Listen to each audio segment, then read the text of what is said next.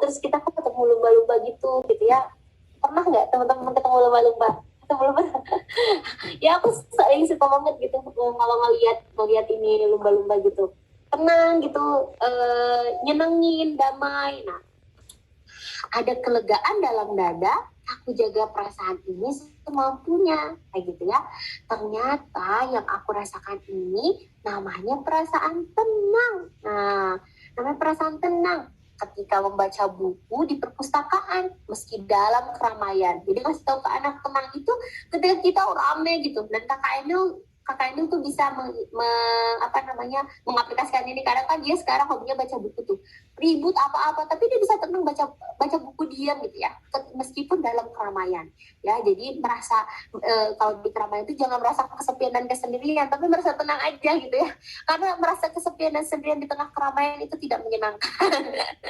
Dan terus ketika aku masuk mainan tenda di rumah, nah ini bisa ngajakin ke anak nih, ini Aisan suka kayak gini kalau pas lagi sedih, lagi kesel, pengen sendiri gitu kan. Nah, ketika aku masuk mainan tenda di rumah, meski hanya duduk dan diam di sana. Nah, kita pernah nggak sih kayak pengen udah diam aja di kamar gitu ya. Nah, tenang.